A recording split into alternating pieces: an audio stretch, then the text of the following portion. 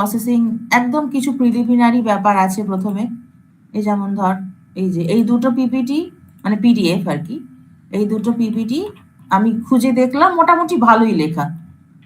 মোটামুটি ভালোই লেখা আছে দেখলাম, এরকম সুন্দর গুছিয়ে লেখা আছে যে ন্যাচারাল ল্যাঙ্গুয়েজ প্রসেসিং জিনিসটা কি, কি কাজে লাগে না, it is concerned with the developments of computational models of aspects of human language processing. মানে আমরা যে ভাষায় কথা বলি বা আমরা যে ভাষায় টেক্সটে লিখি আর কি, যে ভাষায় লিখি, যে ভাষায় কথা বলি, আমরা মনের ভাবটা যে ভাষা দিয়ে প্রকাশ করি, সেইটার প্রসেসিংটাই হচ্ছে ন্যাচারাল ল্যাঙ্গুয়েজ প্রসেসিং।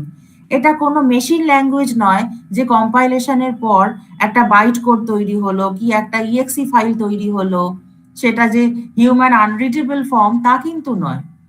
হ্যাঁ, সেগুলো কিন্তু পুরোপুরি মেশিন রিডেবল, ওগুলো মেশিন ল্যাঙ্গুয়েজ। যে যেমন ধর এই যে অ্যাসেম্বলি লেভেল ল্যাঙ্গুয়েজ, এগুলো সব machine language, machine readable. But এই যে ন্যাচারাল ল্যাঙ্গুয়েজ প্রসেসিং, এটা পুরোপুরি মানুষ যে ভাষায় কথা বলে, আমরা যে ভাষায় কথা বলি, যে ভাষায় লিখি, সেটা নট নেসেসারিলি ইংলিশ হতে হবে, অন্য যে কোনো ল্যাঙ্গুয়েজই হতে পারে। আমাদের বাংলা দিয়েও অনেক কিছু কাজ হয়েছে, হিন্দি, ইংলিশ, হ্যাঁ, তারপর মানে আমাদের যে সমস্ত আঞ্চলিক ভাষাগুলো আছে সবেতেই কোনো না কোনো কাজ হয়েছে। বাট মেন যে ব্যারিয়ারটা, মেন যে সমস্যাটা, সেইটা হলো যে প্রত্যেক ল্যাঙ্গুয়েজে কর্পাস পাওয়া যায় না। আমরা যদি এখন তামিল, তেলেগু, পাঞ্জাবি, মারাঠি, গুজরাটি কিছু একটা ভাষা দিয়ে ভাবি একটা পার্সার বানাবো বা কিছু একটা প্রসেসিং করব, পার্টস অফ স্পিচ ট্যাগিং করব বা যাই করি না কেন, কোন একটা টেক্সচুয়াল এন্টেলমেন্ট কিছু একটা করব, হ্যাঁ, সেটার কর্পাস খুঁজে পাওয়াটাই খুব চাপের। সেজন্য আমরা সব কাজ ইংলিশের ওপর করি। ইংলিশটা তো যেহেতু ওয়াইডলি অ্যাকসেপ্টেড, বিদেশি ভাষাগুলো প্রত্যেকটার ওপরই আলাদা আলাদা কর্পাস যদি থাকে তাহলে কিন্তু জিনিসটা করা যায় কাজ। আমি নিজেও পিএইচডি করেছি এনএলপি তে, এবং সেটা পুরোপুরি কিন্তু ইংলিশের ওপর, ইংলিশ ল্যাঙ্গুয়েজ প্রসেসিং এর ওপর।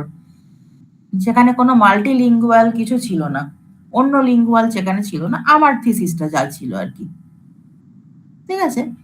তো এইটা হচ্ছে ন্যাচারাল ল্যাঙ্গুয়েজ প্রসেসিং। এটা কোনো মেশিনের ব্যাপার নয়। মানুষ যে ভাষায় কথা বলছে, আমরা যে ভাষায় কথা বলছি, যে ভাষায় লিখছি, যে ভাষায় আমরা ভাব বিনিময় করছি, কথা আদান প্রদান করছি, সেইটাকে প্রসেসিং হচ্ছে natural language processing.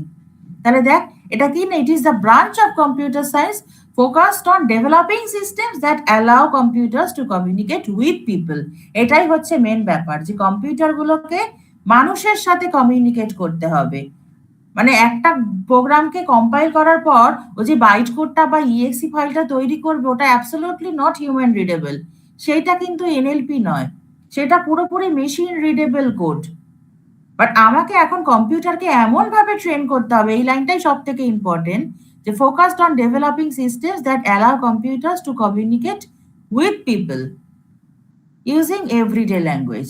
Everyday language মানে আমরা যে ভাষায় কথা বলছি, যে ভাষায় লিখছি, সমস্ত কিছু সেই ভাষা দিয়ে আমাকে কম্পিউটারকে কমিউনিকেট করাতে হবে, কার সাথে? পিপলের সাথে।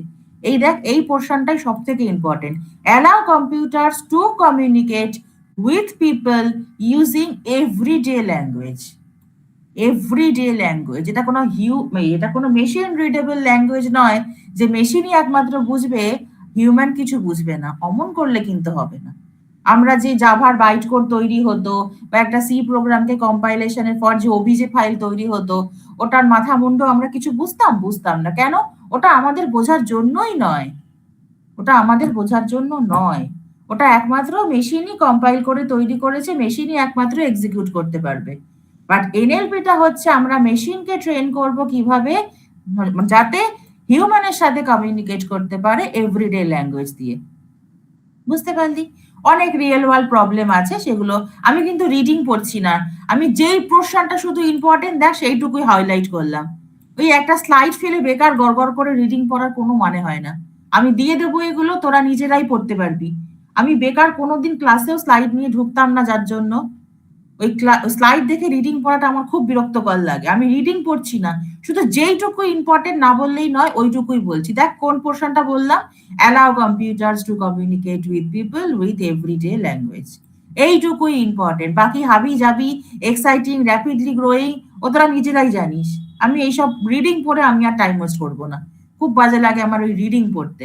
আমি যার জন্য জাস্ট একটু গো থ্রু করে যাচ্ছি, দেখ যে কোন কোন মানে স্টেটমেন্টটা ইম্পর্টেন্ট, ইনফরমেটিভ মানে রাদার, সেইগুলোই আমি শুধু একটু হাইলাইট করছি। বাকি তোরা নিজেরাই বুঝতে পারবি। অনেক বড় হয়ে গেছিস, ওই স্লাইড দেখে দেখে রিডিং পড়ানোর মধ্যে আমি নেই। আচ্ছা, তো যাই হোক, এরা হচ্ছে খুব রিনাউন্ড রিসার্চার এই ডোমেনে, যে ক্রিস্টোফার ম্যানিং। তোরা দেখবি প্রচুর পেপার আছে, এরা সব এনএলপি তে কাজ করেন এনারা। তা এনারা কি করেছেন, এনএলপির এক একটা ডেফিনেশন দিয়েছেন। যা কি না, NLP is the field at the section sorry intersection of computer science, AI and linguistics. Artificial intelligence, computer science আর লিঙ্গুইস্টিক্স এর ইন্টারসেকশন, মানে এদের মধ্যে কমন ফিল্ড আর কি। আবার ইনি কি বলেছেন, দেখ জেকব আইজেনস্টাইন কি বলেছেন, যে NLP is the set of methods for making human language accessible to computer. ওই একই ব্যাপার, এই যে লাইনটা বললাম, allow computers to communicate with people using everyday language. ঠিক আছে, আচ্ছা, এই হলো ব্যাপার। এবার দেখ এগুলো কতগুলো রিলেটেড এরিয়া। আর্টিফিশিয়াল ইন্টেলিজেন্স তোরা পড়েও এসছিস, মনে হয় থার্ড ইয়ারে পড়েছিস। ফর্মাল ল্যাঙ্গুয়েজ অটোমাটা থিওরি, এটাও সেকেন্ড ইয়ারে যাদের অনার্স পেপার ছিল ওটা পড়েছিস। মেশিন লার্নিংও পড়েছিস, ডিপ লার্নিংও কিছুটা পড়েছিস, ডেটা সায়েন্স হয়তো পড়ছিস এই সেমিস্টারে। আর লিঙ্গুইস্টিক্স, তার কিছুটা পোর্শন হচ্ছে এনএলপি, সাইকো লিঙ্গুইস্টিক্স, হ্যাঁ, কগনিটিভ সায়েন্স। তো যাই হোক, এইগুলো এনারা খুব রিনাউন্ড রিসার্চার, এই জন্য এনারা এনএলপির কি ডেফিনেশন দিয়েছেন সেগুলো বলা আছে। দেখ, NLP is the cornerstone of artificial intelligence, allowing computers to read and understand human language. একই কথা, allowing computers to read and understand human language as well as to recognize and produce speech, produce and recognize speech। এরপর দেখবি তো natural language generation আছে, NLG, হ্যাঁ, তো natural language understanding আছে, NLU. ওইগুলোই বলছে যে produce and recognise speech, produce করা মানেই হচ্ছে জেনারেশন, এনএলজি তে চলে গেল তখন। আর রেকগনাইজ আন্ডারস্ট্যান্ডিং। তাহলে হচ্ছে আর আরেকজন কি, এই ভদ্রলোকের একটা বই লেখা আছে, টেক্সট বই, আমার নিজের কাছেও আছে বইটা, আমি কিনে পড়েছিলাম এই পিএইচডির সময়। এই জুরাফস্কি, ইনি হচ্ছেন এনএলপির একটা মানে বেশ নামজাদা লোক আর কি। উনি কি বলছেন, দেখ, NLP is one of the most important fields in artificial intelligence and also one of the most difficult. তো যাই হোক, মানে এইগুলো এক একজনের ওই নানা মুড়ি নানা মত বলে না, এক একজন এক এক রকমের ডেফিনেশন দিয়েছেন। তো তোরা যে কোনো একটা লিখবি। এই যে ক্রিস্টোফার ম্যানিং, দেখ কি সুন্দর লিখেছে, is the field of intersection of CSI, AI and linguistics. আবার দেখ ইনি কি সুন্দর বলেছেন, এই লাইনটাই সব থেকে সুন্দর না, it is the set of methods for making human language accessible two computers. Computer যাতে হিউম্যান ল্যাঙ্গুয়েজ গুলোকে অ্যাক্সেস করতে পারে। ওকে, তো এগুলো এক একজন নামজাদা রিসার্চার এক একজন এক একটা করে ডেফিনেশন দিয়েছেন বলে ওরকম দেওয়া। তোদের ডেফিনেটলি সবকিছু মনে রাখতে হবে না ওরকম করে। আমি যদি বলিও যে what do you mean by natural language processing, standard একটা ডেফিনেশন দিয়ে দিবি। দেখ কি সুন্দর লিখেছে, আমার এই লাইনটা খুব পছন্দ হলো। Allow computers to communicate with people, computer গুলোকে আমি ট্রেন করাবো যাতে পিপলের সাথে কথা বলে, মানে কমিউনিকেট করে। আর কিসে না, হিউম্যান ল্যাঙ্গুয়েজ, এভরিডে ল্যাঙ্গুয়েজ, এইভাবে আর কি। হাজারটা ডেফিনেশন মাথায় গিজগিজ করানোর কোনো দরকার নেই, কোনো দরকার নেই। সব দিয়েছে ঠিকই, আমি যদি ক্লাসে এটা লিখিয়ে লিখিয়ে যেরকম পড়াতাম, সেটা হলে আমি একটাই ডেফিনেশন লেখাতাম। তোদের যখন পড়াতাম সি প্লাস প্লাস, জাভা, আমি কি হাজারটা ডেফিনেশন লেখাতাম? তার পলিমরফিজম যখন পড়িয়েছিলাম, ইনহেরিটেন্স যখন পড়িয়েছিলাম, যতটুকু দরকার ততটুকু লিখিয়ে দিতাম, মনে আছে নিশ্চয়ই। এখানেও বলছি এরা দিয়েছে এত কিছু, বাট পড়তে যে হবে সবকিছু তা কিন্তু নয়।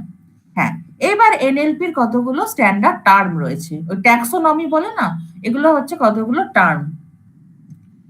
তো এগুলো যত যাবি তত বুঝতে পারবি। আমি যে এগুলো লাইন বাই লাইন বলছি কিছু, তা ওসব নয়। দেখ, কোয়েশ্চেন আনসারিং বলে একটা ডোমেন আছে, টেক্সচুয়াল এন্টেলমেন্ট বলে একটা ডোমেন আছে, ওয়ার্ড সেন্স ডিসঅ্যাম্বিগুয়েশন বলে একটা ডোমেন আছে। এই সমস্ত কিছু করার আগে ডেটাগুলোকে প্রি প্রসেসিং করতে হয়। হ্যাঁ, ডেটাগুলোকে প্রসেসিং করতে হয়, তবে আমি এই এক একটা টেক্সট প্রসেসিং এর কাজ করতে পারি আর কি। তো যাই হোক, এগুলো একেবারে লাইন বাই লাইন রিডিং পড়ানোর কিছুই নেই। টার্মস মানে কতগুলো ট্যাক্সোনমি, আমরা যে কোনো বই লেখার আগে দেখবি কতগুলো ওয়েল নোন টার্মকে লিস্ট আউট করে দেয়, বা আমার থিসিসেও আছে এরকম কতগুলো ওয়েল নোন টার্মকে লিস্ট আউট করা। যাই হোক, আচ্ছা, এবার এগুলো হচ্ছে অ্যাপ্লিকেশন, যে এনএলপির কতগুলো ওয়েল নোন অ্যাপ্লিকেশন আছে। আহ, ঠিক আছে, এই যে মেশিন ট্রান্সলেশন, ইনফরমেশন রিট্রিভাল, এগুলো ওপর ওপর জাস্ট কতগুলো আউটলাইন দিয়ে গেছে। পরে দেখবি ওই টেক্সট মাইনিং যেখানে আছে সেখানে এক একটা টপিক পুরো পুরো আছে দেখবি। ইনফরমেশন এক্সট্রাকশন একটা টপিক আছে, সামারাইজেশন আছে, হ্যাঁ, সেন্টিমেন্টও মনে হয় আছে, ইনফরমেশন রিট্রিভাল এরকম আছে। তো সেটা টেক্সট মাইনিং এ এরকম এক একটা টপিক দিয়ে দিয়ে তোদের ওই মডিউল গুলোকে সাজানো আছে। দেখ এখানে সিলেবাসটা আমি যে পেস্ট করে আগের দিন পোস্ট করেছিলাম, এই দেখ, ইনফরমেশন রিট্রিভাল এক্সট্রাকশন এটা একটা ডোমেন, কোশ্চেন আনসারিং টেক্সচুয়াল এন্টেলমেন্ট এটা একটা মডিউল, দেখেছিস, সামারাইজেশন এটা একটা মডিউল। এই হচ্ছে ব্যাপার। তো আমি এগুলো জাস্ট একটু ওপর ওপর রিড আউট করে যাচ্ছি এখন, মানে এনএলপির অ্যাপ্লিকেশন বলে এগুলো কতগুলো লিখেছে।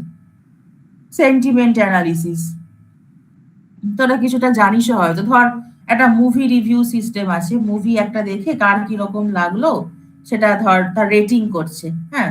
বা ধর আমরা অনলাইনে কোনো একটা জিনিস পারচেস করলাম, সেটা সেই জিনিসটা পারচেস করার পর রিভিউয়ারদের ফিডব্যাক কার কিরকম লেগেছে, হ্যাঁ, তো সেটা দেখে পরের কাস্টমার ডিসাইড করবে যে জিনিসটা কেনা উচিত হবে কি না। তাহলে এইগুলো হচ্ছে সেন্টিমেন্ট অ্যানালিসিস। অনেক সিস্টেমে দেখবি 1 থেকে 5 অব্দি রেটিং দেয়, হ্যাঁ, যার যেটা খুশি রেটিং দিতে পারে। আবার দেখবি অনেক সিস্টেমে কতগুলো স্টার স্টার এরকম 5খানা স্টার দিয়ে দেয়। বা অনেক সিস্টেমে দেয় যে very poor, poor, fair, good, very good, excellent, হ্যাঁ, এগুলো আগে সিলেক্ট করতে হয়। তো এগুলো কেন করি আমরা সেন্টিমেন্ট অ্যানালিসিস? এগুলো যে করছি, এটা আমরা নিজেরা কাস্টমার যা যা কিছু কিনলাম কিনলাম ঠিক আছে, পরের কাস্টমার যখন কিনতে যাবে জিনিসটা তখন সেই রেটিংটার উপর বেস করে ও ডিসিশনটা নিতে পারবে যে এটা কেনা উচিত হবে কি না। এইটাকেই বলছে এই যে ওপিনিয়ন মাইনিং। অন্যের ওপিনিয়নটাকে ঘেটে আমরা নিজেরা ডিসাইড করব আমরা কিনবো কি কিনবো না। সেটা মুভি রিভিউ সিস্টেম হতে পারে, সেটা যে কোনো অনলাইন পারচেস কিছু হতে পারে, যা কিছু।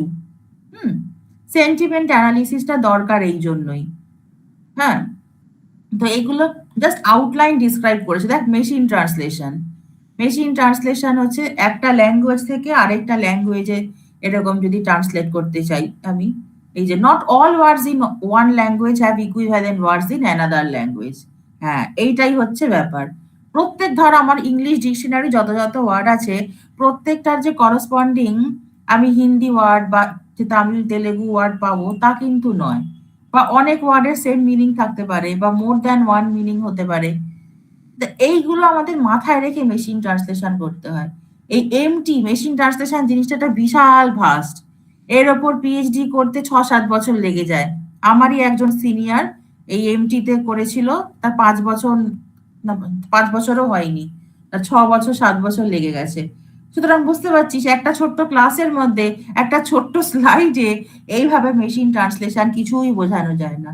এগুলো বিশাল ভাস্ট এক একটা topic. Text extraction, text retrieval, মানে ইনফরমেশন রিট্রিভাল, এগুলো বিশাল বড় বড় এক একটা টপিক। এগুলো সবই হচ্ছে এনএলপির অ্যাপ্লিকেশন। যে যেটা নিয়ে কাজ করে সে সেইটাকে নিয়ে ঘাটাঘাটি করে। হ্যাঁ, আমি টেক্সচুয়াল এন্টেলমেন্ট নিয়ে কাজ করেছিলাম, প্রথমে ওয়ার্ড সেন্স ডিসঅ্যাম্বিগুয়েশন নিয়ে কিছুটা কাজ করেছিলাম।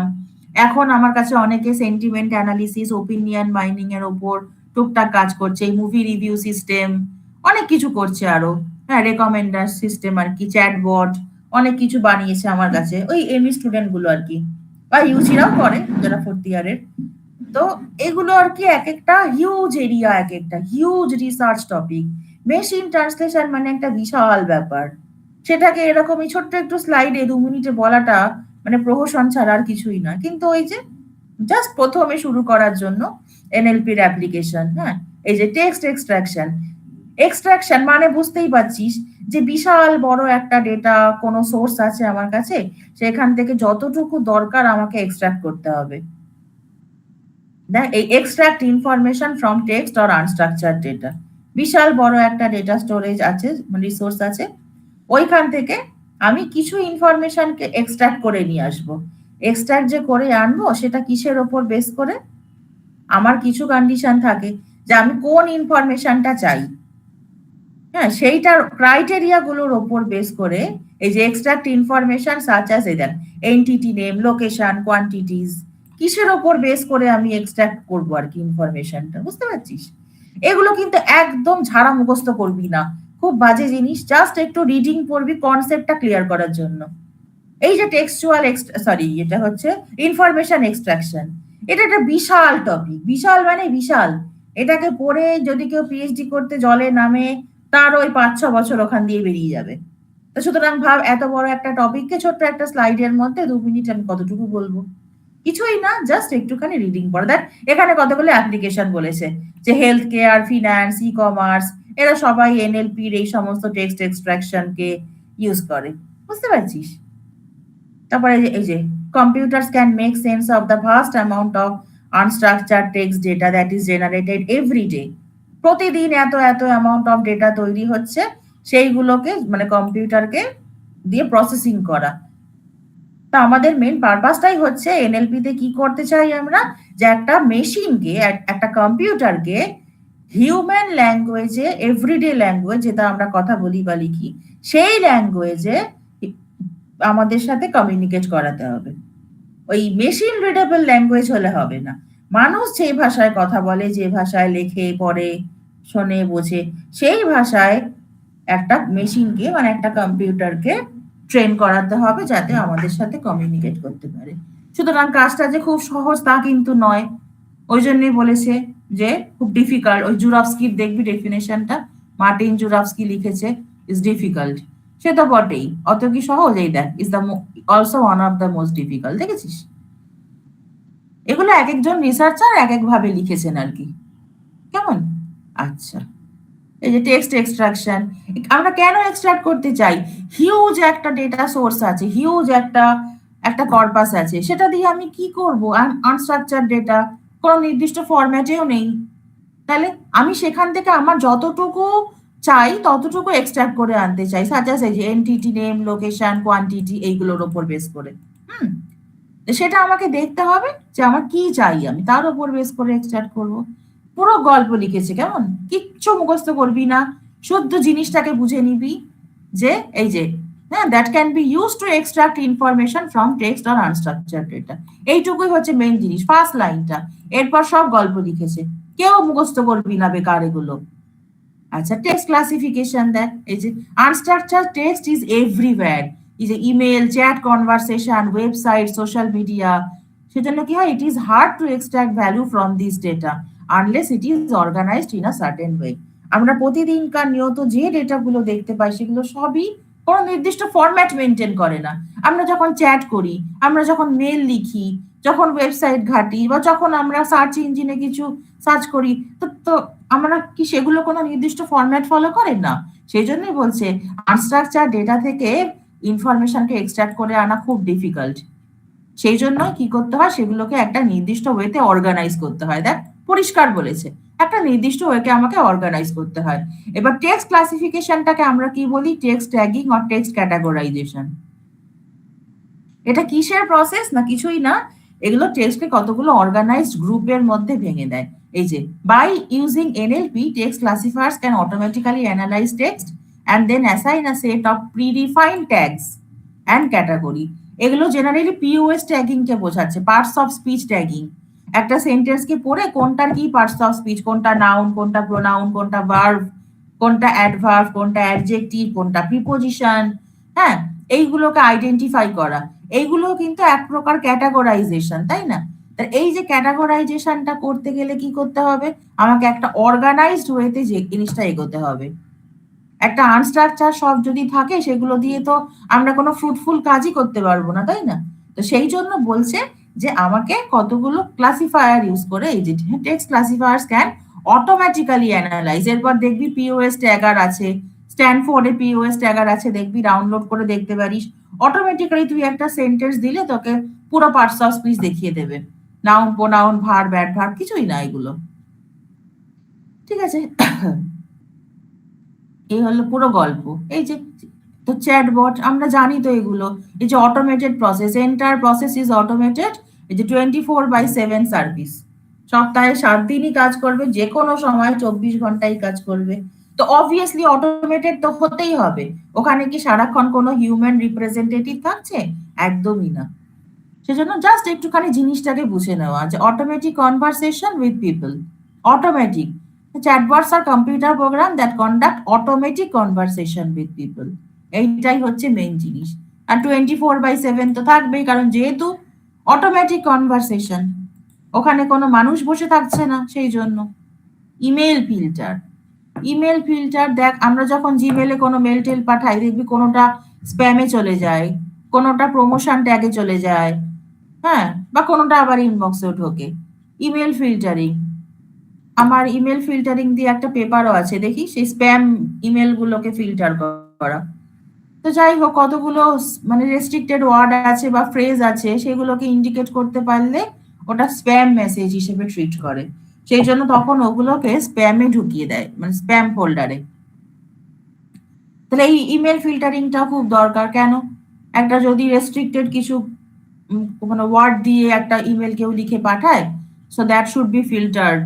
হ্যাঁ, that should not be placed into the inbox, that should be put into the spam box. সেই জন্যই আর কি। তাহলে বুঝতে পারছিস, ইমেল ফিল্টার। তাহলে এগুলো সব হচ্ছে আমার কতগুলো এনএলপির অ্যাপ্লিকেশন। এই যে একটা হিউজ ডোমেন এনএল, কি কি অ্যাপ্লিকেশন আছে তারই একটা এই যে ইরফান আসছে এতক্ষণ, তারই একটা মানে লিস্ট আপ করা। এবার দেখ এনএলপির কতগুলো কম্পোনেন্ট আছে। একটা আছে এনএলজি, ওই যে বললাম, যেখানে স্পিচ প্রডিউস করা হচ্ছে, টেক্সট প্রডিউস করা হচ্ছে, ওটা হচ্ছে ন্যাচারাল ল্যাঙ্গুয়েজ জেনারেশন। আর তারপর হচ্ছে ন্যাচারাল ল্যাঙ্গুয়েজ আন্ডারস্ট্যান্ডিং। শুধু তো প্রডিউস করলেই হবে না, সেটাকে রেকগনাইজও করতে হবে। ঠিক আছে? এই যে transforming human readable language into a machine readable format, NLU. মেশিনকে বোঝাতে গেলে মেশিন লেভেলের ল্যাঙ্গুয়েজই আমার লাগবে। দ্য ন্যাচারাল ল্যাঙ্গুয়েজ আন্ডারস্ট্যান্ডিংটা বলছে transforming human language into a machine readable format. আর এনএলজিটা হচ্ছে natural language generation. It acts as a translator that converts the computerised data into natural language representation. Computerise ডেটাটাকে ন্যাচারাল ল্যাঙ্গুয়েজে রিপ্রেজেন্ট করব, মানে human readable ল্যাঙ্গুয়েজে রিপ্রেজেন্ট করব, সেটা হচ্ছে এনএলজি, ন্যাচারাল ল্যাঙ্গুয়েজ জেনারেশন। তাহলে NLU is harder than NLG. NLU মানে কি? মেশিনকে বোঝাতে হবে, সেই জন্য বলছে transforming human language into machine readable format. NLU is harder. আর এখানে কতগুলো কোড টেকনোলজি, এগুলো খুব ইম্পর্টেন্ট। এই যে পার্স অফ স্পিচ ট্যাগিং, তারপরে পার্সিং, সিম্যান্টিক পার্সার থাকে, সিনট্যাকটিক পার্সার থাকে, কো রেফারেন্স রেজলিউশন। মানে ধর আমি বললাম একটা একটা সেন্টেন্স বললাম, সেখানে কোন প্রোনাউনটা কোন নাউনকে রেফার করছে, সেটাকে ধর ইন্ডিকেট করার জন্য বললাম আর কি। ধর এরকম বললাম, I teach my students in the weekend, হ্যাঁ, দে আর ভেরি ইন্টেলিজেন্ট। তাহলে এই যে দেটা বললাম, দেটা কাকে মিন করছে? স্টুডেন্টসদের। এইটাকেই বলে co reference resolution. I teach my students in the weekend, they are very intelligent. এই যে দে, এই দেটা কিন্তু পুরোপুরি ইন্ডিকেট করছে স্টুডেন্টকে। তার মানে স্টুডেন্ট হচ্ছে একটা নাউন, আর দে হচ্ছে প্রোনাউন। মানে সেই স্টুডেন্ট গুলোকে আমরা রিপিটেডলি ইনফার করার জন্য একটা প্রোনাউন ইউজ করলাম, দে। আছে? তো এটাকে বলে কো রেফারেন্স। আচ্ছা, নেমড এন্টিটি রেকগনিশন। হ্যাঁ, ধর আমি বললাম Himalaya is situated at the north of India. তাহলে ইন্ডিয়া হচ্ছে একটা নেমড এন্টিটি, হিমালয়া হচ্ছে একটা নেমড এন্টিটি। মানে যেগুলো প্রপার নাউন আর কি, সেইগুলোকে আইডেন্টিফাই করা, নেমড এন্টিটি রেকগনিশন। তারপরে co reference resolution, word sense disambiguation, এটাও খুব ইম্পর্টেন্ট জিনিস। যেমন ধর আমি বললাম I went to the bank to deposit some money. তাহলে এই যে ব্যাংক কথাটা বললাম, এটা তো রিভার ব্যাংকও হতে পারে, মানে নদীর ধারে যে মানে আমার যে নদীর পাড় সেটাকেও ব্যাংক বলে, আবার যে ফিনান্সিয়াল ইনস্টিটিউশন সেটাকেও ব্যাংক বলে। তা আমাকে ডিফাইন মানে আমাকে মানে আসতে হবে কনক্লুশনে যে কোন ব্যাংকের কথা আমি মিন করছি। I went to the bank to deposit some money, এখানে যেহেতু মানি কথাটা আছে, টাকা পয়সার কথাটা, ফিনান্স কথাটা চলে এলো, সো অবভিয়াসলি এই ব্যাংক মানে কিন্তু রিভার ব্যাংক নয়, এটা একটা ফিনান্সিয়াল ইনস্টিটিউশন। বুঝতে পারলি? সেই জন্য একই ওয়ার্ডের মানে একই ওয়ার্ডের দুটো মিনিং হতে পারে। তো সেইটাকে ডিসঅ্যাম্বিগুয়েট করতে পারাটাই হচ্ছে ওয়ার্ড সেন্স ডিসঅ্যাম্বিগুয়েশন। বুঝতে পারলি? এটা খুব ইম্পর্টেন্ট জিনিস। আমি প্রথমে এটা নিয়ে কিছুটা পড়াশোনা শুরু করেছিলাম পিএইচডির সময়কার কথা। সেই 2014-15 সালে। তারপর সুইচ করলাম টেক্সচুয়াল এন্টেলমেন্টে। তো ওয়ার্ড সেন্স ডিসঅ্যাম্বিগুয়েশন শুধু যে ইংলিশে হয় তা নয়, বাংলাতেও হতে পারে, অন্যান্য ল্যাঙ্গুয়েজেও হতে পারে। কিন্তু মেইন ব্যাপারটা হচ্ছে আমার প্রপার রিসোর্স না থাকলে কিন্তু আমি পারবো না। ইংলিশের অনেক রিসোর্স আছে। হ্যাঁ, দেখবি ওয়ার্ডনেট বলে একটা ডিকশনারি আছে, ওয়ার্ডনেট। প্রিন্সটন ইউনিভার্সিটিতে ওখানে ক্রিয়েট করা হয়েছিল। এই ওয়ার্ডনেটের থেকে আমরা প্রচুর ইনফরমেশন পেয়ে যাই। একটা ওয়ার্ড কোন পার্টস অফ স্পিচে আছে, তার কি কি সিনোনিম আছে, তার কি কি অ্যান্টোনিম আছে, হ্যাঁ, তারপর সেটার মিনিংটাকে আমরা কিভাবে রিপ্রেজেন্ট করি আর কি, একটা সেন্টেন্স দিয়ে এক্সাম্পল বোঝানো আছে। ওয়ার্ডনেট এই ডিকশনারিটা খুব রেপুটেড, প্রিন্সটন ইউনিভার্সিটির। এনএলপিতে প্রচুর কাজে লাগে এই ওয়ার্ডনেট। আমি নিজেও প্রচুর ওয়ার্ডনেট ইউজ করেছি। ওয়ার্ডনেটটা হচ্ছে আমার একটা একটা ডিকশনারি হলো। তো এই যে সিম্যান্টিক রোল লেভেলিং, এগুলো আস্তে আস্তে দেখবি আসবে। এসআরএল পার্সার, হ্যাঁ, ইউএনএল পার্সার, ইউনিভার্সাল, হ্যাঁ, নেটওয়ার্কিং ল্যাঙ্গুয়েজ বোধহয়, ইউএনএল, এসআরএল, এগুলো সব এক একটা পার্সিং। সিম্যান্টিক মানেই হচ্ছে মিনিংস। যেখানে সিম্যান্টিক কথাটা থাকবে সেখানেই বুঝবি মিনিং, আর যেখানে সিনট্যাকটিক থাকবে সেখানে বুঝবি স্ট্রাকচার। আমি একটা পার্টিকুলার সেন্টেন্স দিয়ে দিলাম, সেন্টেন্সটা দিয়ে কোনটা কোন পার্টস অফ স্পিচ ট্যাগ সেটাকে ট্যাগ করে দিল, সেটা একটা কাজ। হ্যাঁ, তারপর সেটা সিনট্যাকটিক্যালি পার্স করে দিল। আমি ধর বললাম, এরকম বললাম, ধর অনেক এক্সাম্পলই আছে।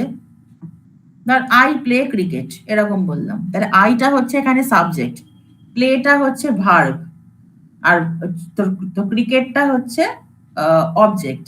এইরকম তাহলে এমন ভাবে পার্সিং করবে, তোরা মনে হয় কম্পাইলারে পড়েওছিস কিছুটা, যে প্লেটা হচ্ছে ভার্ব, ভার্বের একটা সাবজেক্ট হচ্ছে আই, আর একটা অবজেক্ট হচ্ছে ক্রিকেট। এইভাবে আমরা জিনিসটাকে পুরো পার্সিং করে তার সিনট্যাকটিক্যালি ট্রি বানিয়ে ফেলি, একটা তার সিনট্যাক্স ট্রি বানাই একটা। মনে হয় পড়েছি। আমি সব দেখিয়ে দেবো, এখানে আছে সব। একটা একটা করে বলছি, আমি সব দেখিয়ে দেবো। আচ্ছা, অরিজিনস অ্যান্ড চ্যালেঞ্জেস। এবার একটুখানি রিডিং পড়বি। আগেও বলেছি যে এনএলইউটা খুব হার্ড এনএলজির থেকে, কারণ এনএলইউটা হচ্ছে মেশিনকে বোঝাতে হবে মানুষ কি বলতে চাইছে, মানে হিউম্যান ল্যাঙ্গুয়েজটাকে মেশিন আন্ডারস্ট্যান্ডেবল ফরম্যাটে করতে হবে। ওই জন্য বলছি এনএলইউটা একটু কঠিন। বাট এনএলজিটা হচ্ছে জেনারেশন, আর এখানে এনএলপি বলেছে প্রসেসিং। তো যাই হোক, এনএলপির এগুলো হচ্ছে কতগুলো কম্পোনেন্ট, এই যে এনএলইউ, এনএলজি, হুম, একটা আন্ডারস্ট্যান্ডিং, একটা জেনারেশন। শুধু জেনারেট করলেই তো হবে না, সেটাকে রিকগনাইজ, মানে আন্ডারস্ট্যান্ডিং এর ব্যাপার আছে। তো এই হচ্ছে ব্যাপার। আচ্ছা, তো যাই হোক, এগুলো অত দেখার দরকার নেই। মেশিন ট্রান্সলেশন আগেও বলেছি একটা বিশাল টপিক, ওগুলো বলে শেষ করা যাবে না এভাবে। পুরোটাই আমি দিয়ে দেবো, কিন্তু বেছে বেছে পড়বি, বেছে বেছে পড়বি। এই যে এনএলপির হিস্ট্রিটা একটু দেখিয়েছে, যে দেখ 1950, 1950-তে, মানে 100 বছরও হয়নি এখনো, 1950-তে এটা, এই যে বার্থ অফ এনএলপি। এই দেখ আস্তে আস্তে ক্রমশ কিভাবে আপগ্রেডেশনের দিকে গেছে। লিঙ্গুইস্টিক থিওরি, তারপরে rule base system, more rule base system, সেখান থেকে স্ট্যাটিস্টিক্যাল মেথডে কনভার্ট হয়ে গেল। তারপর যে from hand written rule to statistical model নিয়ে, তারপর স্ট্যাটিস্টিক্যাল এনএলপি, তারপরে এই যে নিউরাল এনএলপি এলো, ডিপ লার্নিং নিউরাল এনএলপি, তারপরে এই যে foundation for LLM, large language model. হ্যাঁ, এখনটা পুরো এলএলএম-ই যুগ। এই যে জিপিটি, চ্যাট জিপিটি, হ্যাঁ, জেমিনি, হ্যাঁ, ডিপসিক।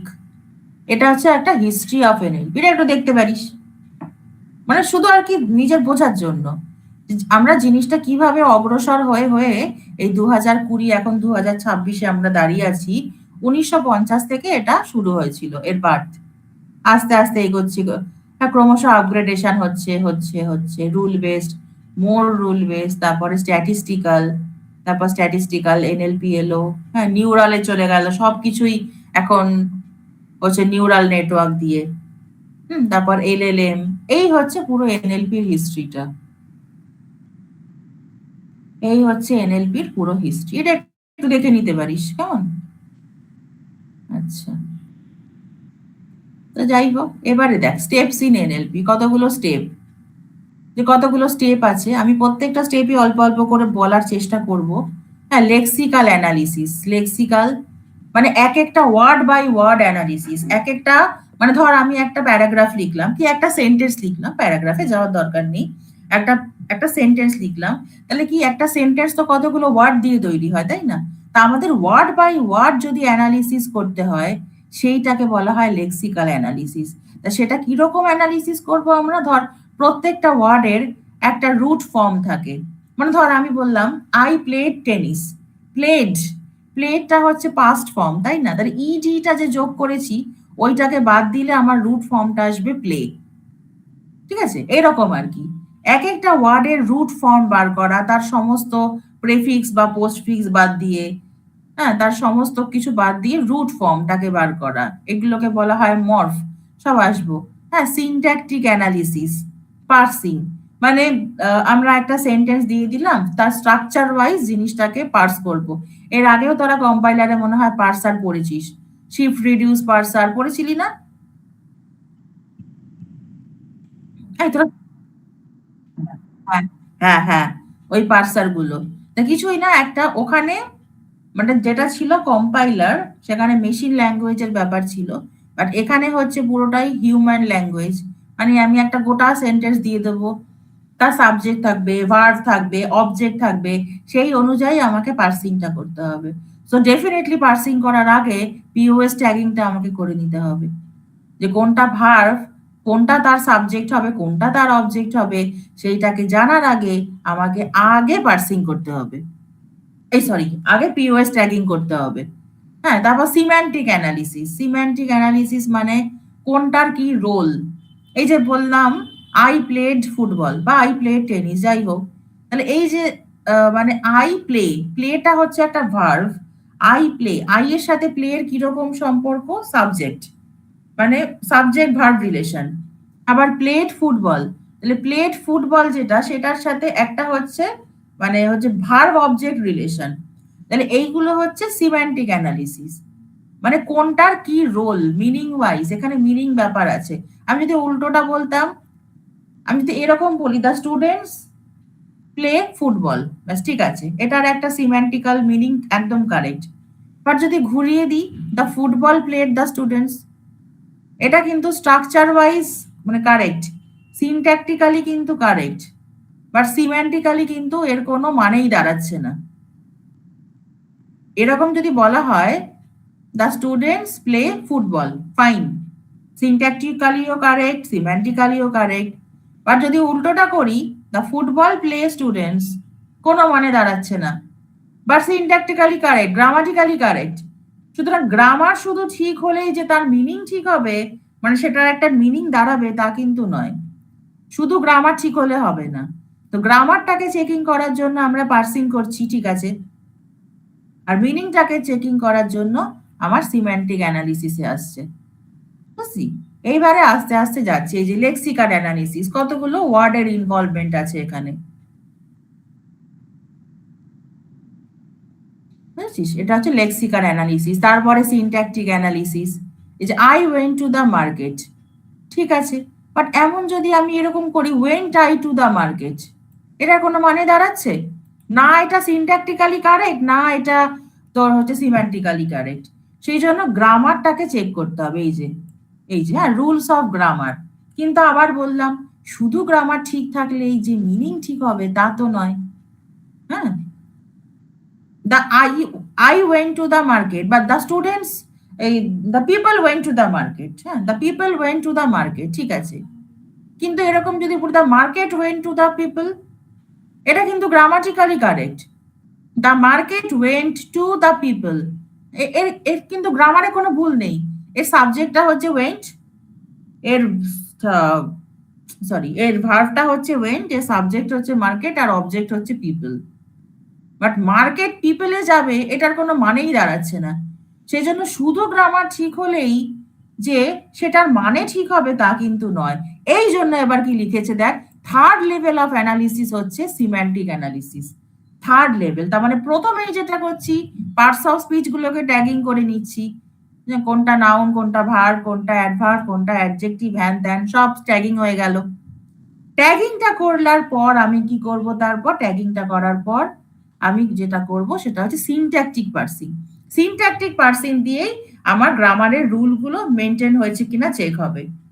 তা গ্রামারের রুল কি রকম, একটা ভার্ব থাকবে, তো তার একটা অবজেক্ট থাকবে, তার একটা সাবজেক্ট থাকবে, বাট সব সময় যে ভার্বের অবজেক্ট থাকবে এরকম নয়। দ্য স্টুডেন্টস প্লে, এটাও কিন্তু কারেক্ট সেন্টেন্স। সবসময় যে প্লে ফুটবল বা প্লে টেনিস বা প্লে ক্রিকেট এরকম বলতে হবে তা কিন্তু নয়। দ্য স্টুডেন্টস প্লে, এটা কিন্তু অ্যাবসলিউটলি একটা কারেক্ট স্টেটমেন্ট, তাই না? সেটাই বলছে যে গ্রামারের রুলগুলো মেনটেন হচ্ছে কিনা সেটা হচ্ছে তো সিনট্যাকটিক পার্সার ডিটারমাইন করবে। সিনট্যাকটিক পার্সার মানেই ও দেখবে যে ভার্বের পজিশন ঠিক আছে কিনা, ভার্বের করসপন্ডিং একটা সাবজেক্ট পাচ্ছে কিনা, ভার্বের করসপন্ডিং যদি অবজেক্ট থাকেও সেটা ঠিকঠাক জায়গায় প্লেস হচ্ছে কিনা। আমি যদি এরকম বলি, I saw the man with a telescope, ভীষণ ইম্পর্টেন্ট, খুব ওয়েল নোন একটা এক্সাম্পল এনএলপি তে, সব বইতে সব রেপুটেড মেটেরিয়ালে পেয়ে যাবি, যে কোনো বই টইতে দেখবি I saw the man with a telescope. এর দুরকম মানে হতে পারে, আমি টেলিস্কোপ দিয়ে একটা লোককে দেখলাম, মানে মানে টেলিস্কোপটা আমি ইউজ করেছি দেখার জন্য, আমি টেলিস্কোপ দিয়ে একটা লোককে দেখলাম, সেটা হতে পারে। অথবা এমনও হতে পারে যে আমি এমন একটা লোককে দেখলাম যার হাতে টেলিস্কোপ ছিল। এবারে বল কোনটা ধরবি? বোথ আর পসিবল। হিউম্যান দুটোকেই মানে আন্ডারস্ট্যান্ড বল, মিসআন্ডারস্ট্যান্ড বল, যাই বল, হিউম্যান দুটোকেই ইন্টারপ্রিট করতে পারে। I saw the man with a telescope মানে আমি টেলিস্কোপটা ইউজ করে লোকটাকে দেখেছি, এমনও হতে পারে। আবার আমি এমন একটা লোককে দেখেছি যার টেলিস্কোপ ছিল হাতে, এমনও হতে পারে। বুঝতে পারছিস? এই রকম কন্ট্রোভার্সিয়াল জিনিস কিন্তু আসবে, এইগুলোকে মানে অ্যাম্বিগুইটি, কন্ট্রোভার্সিয়াল মানে অ্যাম্বিগুয়াস আর কি, অ্যাম্বিগুইটি গুলোকে রিজলভ করতে হবে। পার্সার, এক একটা পার্সার এক এক রকম ভাবে ট্যাগিং করবে, প্রচুর ট্যাগিং পিওএস ট্যাগার আছে দেখবি। তো যাই হোক, প্রথমে পিওএস ট্যাগিং করে আমি একটা বেসিক নলেজ পেলাম। এই দেখ, এখানে বলেছে সিনট্যাকটিক অ্যান্ড সিম্যান্টিক। সিনট্যাক্স মানে স্ট্রাকচার, আর সিম্যান্টিক মানে মিনিং। আবারও বলছি, সিনট্যাক্স শুধু ঠিক থাকলে কিন্তু তার মিনিং যে ঠিক থাকবে তা কিন্তু নয়। সিনট্যাক্স ঠিক থাকলে আমরা বলতে পারি যে হ্যাঁ, it follows the rules of the grammar, এটা গ্রামারের রুল মেনটেন করে চলছে, বাট তার মানে যে মিনিংটাকে মেনটেন করছে তা কিন্তু না, মানে মিনিংটা যে দাঁড়াচ্ছে তা কিন্তু নয়। ওই যে বললাম, the market went to the people, এটা গ্রামাটিক্যালি ঠিক, বাট সিনট্যাকটিক্যালি কিচ্ছু মানেই দাঁড়ায় না। The people went to the market, সব ঠিক আছে, ভালো কথা, লোকেরা বাজারে যায়, বাজারে গেছিল, বাট বাজারটা লোকেদের কাছে গেছিল, এটা কখনো হয়? বাট গ্রামারে কিন্তু কোনো ভুল ধরতে পারবি না। আমি যদি এটা একটা পিওএস ট্যাগার বা একটা সিনট্যাকটিক পার্সারে ফেলি, ও কিন্তু কোনো ভুল মোটেও ডিটারমাইন করতে পারবে না। হ্যাঁ, the market went to the people, ঠিক আছে, ভালো কথা। সিনট্যাকটিক পার্সারের কাজই কিন্তু শুধু স্ট্রাকচারটাকে ডিটারমাইন করা, যে একটা সেন্টেন্স গ্রামাটিক্যালি ঠিকঠাক স্ট্রাকচারে আছে কিনা। বাট যখনই আমি মিনিং এর দিকে যাচ্ছি তখনই কিন্তু গন্ডগোলটা পাকাবে। মিনিং কিন্তু ডিটারমাইন করতে পারছে না, মানে কোনো ভ্যালিড মিনিং দাঁড়াচ্ছে না, মিনিংলেস। সেই জন্য বলছি দেখ, থার্ড লেভেল অফ অ্যানালিসিসটা হচ্ছে সিম্যান্টিক। বুঝতে পারছিস? এই যে নেক্সট লেভেল হচ্ছে সিনট্যাকটিক, প্রথমেই হচ্ছে লেক্সিক্যাল, তারপর হচ্ছে সিনট্যাকটিক, তারপর হচ্ছে সিম্যান্টিক। সো লেক্সিক্যাল মানে ওয়ার্ড বাই ওয়ার্ড আমি এক একটা অ্যানালাইজ করবো। এই দেখ, অ্যানালিসিস অফ ওয়ার্ড দেখেছিস, পরে আমি আরো ডিটেইলে পড়াবো এগুলো। আর সিনট্যাকটিক মানেই হচ্ছে তার স্ট্রাকচার ওয়াইজ ঠিক আছে কিনা, মানে ও গ্রামারের রুলটা ফলো করছে কিনা। সিনট্যাক্স মানে বুঝে নিবি স্ট্রাকচার, তো লেক্সিক্যাল অ্যানালিসিস মানে হচ্ছে ওয়ার্ড বাই ওয়ার্ড, হলো। আর সিম্যান্টিক অ্যানালিসিস মানে হচ্ছে মিনিংটাকে চেক করবে, ঠিক আছে? এবার এগুলো নানান জিনিস বুঝিয়েছে, এগুলো দেখিস। এই যে grammatically valid sentences can be meaningless, ওই যে বললাম the market went to the people, এটা গ্রামাটিক্যালি কারেক্ট, কিন্তু শুধু গ্রামার ফলো করলে একটা সেন্টেন্সের কখনো মানে দাঁড়ায় না। একটা ল্যাঙ্গুয়েজকে চালাতে গেলে শুধু যে গ্রামার ঠিক থাকলে হবে তা নয়, আমি ইংলিশে গ্রামার জানি কিন্তু মানেটাই তো ভুলভাল হয়ে গেল। সাবজেক্ট, একটা ভাব থাকলেই তার সাবজেক্ট থাকবে, অবজেক্ট থাকবে, ফাইন। কিন্তু সাবজেক্ট অবজেক্ট ভার্ব সব আছে, অথচ কিছু মিনিংই দাঁড়ালো না, এমন করলে কিন্তু হবে না। সেজন্য সব থেকে লাস্ট লেভেল মানে থার্ড লেভেল অফ অ্যানালিসিসটা হচ্ছে সিম্যান্টিক। তা প্রথমে আমরা কিরকম অ্যানালিসিস করছি? Word by word lexical analysis করছি। তারপর সেখান থেকে আমি আরেকটু অ্যাডভান্স হয়ে কি করলাম? সিনট্যাকটিক অ্যানালিসিস করছি।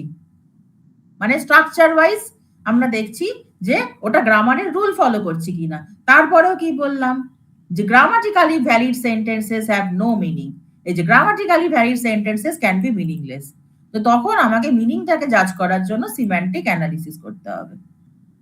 বুঝতে পারলি? খুব সুন্দর, সাবজেক্টটা খুবই ভালো। তারপর দেখা যাক কতটা কি করতে পারি আমরা, কতটা সময় পাই, কতটা আমাদের এনার্জি থাকে, সবকিছুই তো আছে। যাই হোক, আমি চেষ্টা করবো যতটুকু সম্ভব জিনিসটাকে ইন্টারেস্টিং ওয়েতে তোদের কাছে প্রেজেন্ট করা। আমি যার জন্য এখন দেখ স্লাইড গুলো রিডিং পড়ছি না, কিন্তু স্লাইড রিডিং পড়তে আমার খুব বিরক্ত লাগে। স্লাইড রিডিং পড়ছি না, যতটুকু সম্ভব ইম্পর্টেন্ট জিনিসটাকে শুধু হাইলাইট করছি। দেখ এখানে কত কিছু লিখেছে, এই মেন জিনিসটাই হচ্ছে ইম্পর্টেন্ট, যে grammatically valid sentences can be meaningless. দেখ আজে বাজে অনেক কিছু লিখেছে, আজে বাজে না মানে অনেক কিছুই আছে, মেন ইম্পর্টেন্ট জিনিসটাই হচ্ছে এইটা। Syntax is not only the component of meaning. Syntax ঠিক থাকলে যে মিনিং ঠিক থাকবে তা নয়, এটার মানেই তাই যে গ্রামাটিক্যালি ভ্যালিড থাকলেও সেটা মিনিংলেস হতে পারে। এইভাবে ইম্পর্টেন্ট জিনিসগুলোকে হাইলাইট করছি আমি, খালি ইম্পর্টেন্ট জিনিসগুলোকে, কোনটা কোনটা মেন পাঁচ লাইন সেইটাকে শুধু আমি হাইলাইট করছি। আমি কিন্তু ইচ্ছে করলে এখান থেকে গড়গড় করে রিডিং পড়ে যেতে পারতাম। কি হবে রিডিং পড়ে? তোরা সবাই পড়তে জানিস, এক্ষুনি আমি স্লাইডটা আপলোড করে দেবো, তোরা সবাই দেখে নিতে পারবি। বাট আমার কাজ হচ্ছে একটুখানি জিনিসটাকে ইন্টারেস্টিং ওয়েতে প্রেজেন্ট করা, যাতে পড়তে বোর না লাগে। এখন অব্দি ঠিকঠাক লাগছে সবার শুনতে? এটা চুপ করে গেল। হ্যাঁ ভালো। তো যাই হোক, জিনিসটা কিন্তু খুব ভালো। হ্যাঁ, আমি চেষ্টা করছি যতটা সম্ভব করানোর। আমিও প্রথমবার পড়াচ্ছি, এর আগে আমি কোনোবার এনএলপি পড়াইও নি, সেজন্য আমারও ফার্স্ট, তোদেরও ফার্স্ট। আমি কখনোই বাজে একটা কোয়েশ্চেন করে একটা বাজে ইমপ্রেশন তোদের ওপর তৈরি করব না, যে শেষ সেমিস্টারে গিয়ে ম্যাম একটা কি বাজে জিনিস করলো, সেটা কখনো করব না। আমি একেবারে কাটা কাটা ওয়েতে বলে দিচ্ছি, এইটুকু এইটুকু করবি।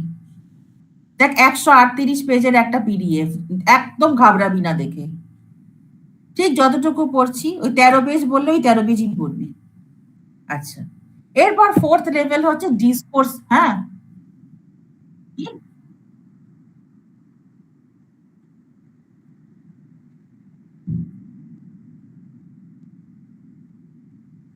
না আমাদের কাজটা হচ্ছে, আমি একটা সেন্টেন্সকে ইনপুট দিলাম, পিওএস ট্যাগারের ভেতর দিয়ে পাস করলে সেটা প্রত্যেকটা ওয়ার্ডের পার্টস অফ স্পিচটাকে আমাকে ট্যাগ করে দেবে।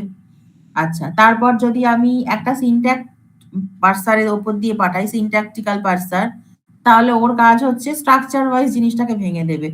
একটু এগোলেই বুঝতে পারবি ছবিটা কিরকম হয়, যে পার্সিং এর যে স্টেপগুলো আমি দেখাচ্ছি, দাঁড়া দেখাচ্ছি দেখাচ্ছি, এখানে অনেক ইম্পর্টেন্ট জিনিস আছে আরো বলার। এখান থেকে টোকেন জেনারেট করবে। হ্যাঁ, টোকেন গুলো কি সঙ্গে কার সাথে কি রিলেশন, সিম্যান্টিক রোল, সবকিছুকে লেবেল করবে। এই দেখ চ্যালেঞ্জেস অফ এনএলপি। এনএলপি সবকিছুরই চ্যালেঞ্জ থাকে, শুধু যে এনএলপি চ্যালেঞ্জ তা নয়। হ্যাঁ, সবকিছুরই চ্যালেঞ্জ থাকে। তোরা যখন ধর এআই পড়েছিলি, তারও চ্যালেঞ্জ আছে, সবকিছুরই চ্যালেঞ্জ আছে, মেশিন লার্নিং এরও চ্যালেঞ্জ আছে। তাহলে এখানে হচ্ছে দেখ, the inability to capture all required knowledge is another difficulty. সমস্ত নলেজটাকে আমি যে ক্যাপচার করতে পারবো তার কোনো গ্যারেন্টি কিন্তু নেই।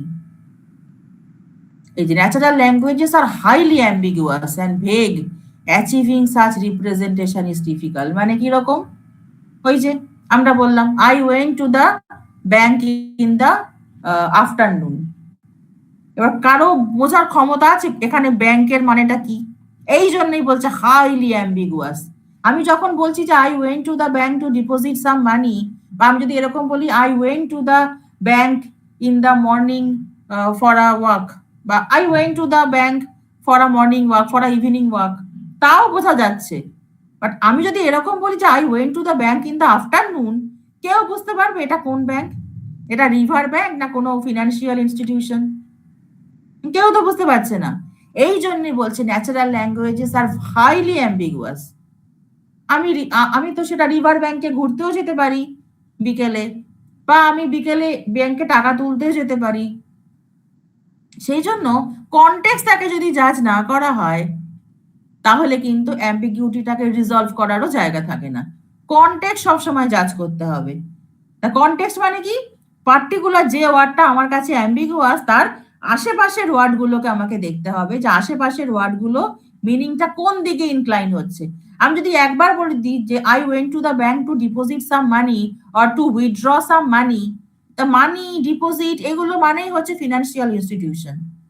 বাট আমি যদি এরকম বলি I went to the bank for a morning walk, তা মর্নিং ওয়াকের জন্য নিশ্চয়ই আমরা ওই ফিনান্সিয়াল ইনস্টিটিউশনে যাব না, নিশ্চয়ই নদীর ধারেই যাব আমরা। বাট কনটেক্সট যদি কিছুই না থাকে, কনটেক্সট মানেই হচ্ছে চারপাশের আশেপাশের যে মানে ওয়ার্ড গুলো, তার যে এগুলো, তার নলেজ গুলো, সেসব যদি কিছুই না থাকে, তাহলে কিন্তু অ্যাম্বিগুইটিটাকে রিজলভ করা পুরোপুরি impossible, difficult. I went to the bank in the afternoon, আরে আরে কি করতে গেছিলাম? রিভার ব্যাংকে গেছিলাম ঘুরতে, নাকি টাকা তুলতে গেছিলাম, না টাকা জমা দিতে গেছিলাম, কি করতে গেছিলাম? এইগুলো হচ্ছে চ্যালেঞ্জেস অফ এনএলপি,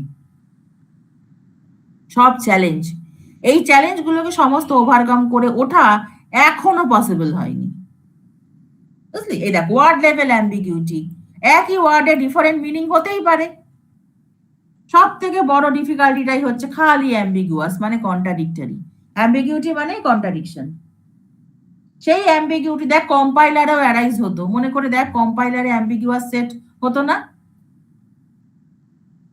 একটা ইয়েকে পার্স করে আমরা দু রকম পেতাম না গ্রামারকে, সেই কনটেক্সট ফ্রি গ্রামার ছিল না, সে দুভাবে পার্স করা। হ্যাঁ, হ্যাঁ, দুখানা পার্স ট্রি জেনারেট হতো, আমার মনে পড়ছে, যদিও আমি বহু বছর এগুলো পড়াই না, কম্পাইলার টম্পাইলার। আমার যতটুকু মনে পড়ছে যে একটা কন্টেক্সট ফ্রি গ্রামারের দেওয়া থাকতো, সেখান থেকে একটা ওয়ার্ড জেনারেট করতে বলতো, তো দেখা যেত যে multiple parse trees are possible. তো ওগুলো অবভিয়াসলি অ্যাম্বিগুয়াস। আমি যে একটাই রুল ফলো করে একটাই ওয়ার্ডে গিয়ে পৌঁছচ্ছি তা কিন্তু নয়, আমি মাল্টিপল পাথ ফলো করে, যে কোনো গ্রামাটিক্যাল পাথ ফলো করে আমি ওই ওয়ার্ডটাতে রিচ করতে পারি। সেই জন্য ওইগুলোই হচ্ছে অ্যাম্বিগুয়াস গ্রামার, বুঝতে পারলি?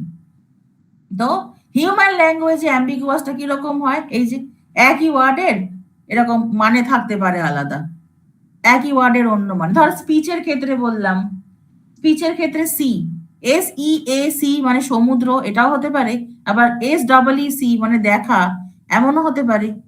বাট লিখলে কিন্তু সেই অ্যাম্বিগুইটি থাকবে না, কারণ লিখলে দুটোর স্পেলিং আলাদা। বাট যদি এটা স্পিচের লেভেলে হয়, SEAC আর SEEC, তখন কিন্তু কানে শুনতে একই রকম লাগবে। তাহলে হয়তো কোনোটা স্পিচ অ্যাম্বিগুইটি বা কোনোটার এমনি মিনিং এর অ্যাম্বিগুইটি। অ্যাম্বিগুইটি জিনিসটা কিন্তু খুব challenging. The sentence may be ambiguous even if the word are not. Structural ambiguity. যে স্ট্রাকচারাল অ্যাম্বিগুইটি বললাম না, the market went to the people, এটা কিন্তু স্ট্রাকচারাল মানে সিনট্যাকটিক্যালি কারেক্ট, কিন্তু হলে কি হবে? মানে তো দাঁড়াচ্ছে না কোনো, এটা কোনো মানেই দাঁড়াচ্ছে না। সেজন্য শুধু গ্রামাটিক্যালি সাউন্ড হলে কিন্তু হবে না, কি করতে হবে? মানে ঠিক থাকতে হবে। ঠিক আছে, এ দেখ ল্যাঙ্গুয়েজ অ্যান্ড গ্রামার, দেখ তোরা এগুলো পড়েওছিস না, চমস্কি পড়েছিস না, চমস্কি নর্মাল ফর্ম, হ্যাঁ, গ্রিবেক নর্মাল ফর্ম, CNF GNF পড়েছিস তো ইয়েতে, এই অটোমাটায়। কিন্তু NLP তে অতটা অটোমাটা ঘেঁষা নয়, NLP কিন্তু অতটা অটোমাটা ঘেঁষা না, কারণ অটোমাটাটা হচ্ছে মেশিন ল্যাঙ্গুয়েজটাকে রিপ্রেজেন্ট করা, মেশিনের কাছে আন্ডারস্ট্যান্ডেবল করে তোলা। বাট এইটা হচ্ছে আমার ওই হিউম্যান যে ল্যাঙ্গুয়েজটা সেইটাকে করা, বুঝতে পারছিস? ঠিক আছে, ডিপ স্ট্রাকচার, সারফেস স্ট্রাকচার। এই যে ডিপ স্ট্রাকচার থেকে সারফেস স্ট্রাকচারে is carried out by transformation. আর deep structure can be transformed into many different level surface structure.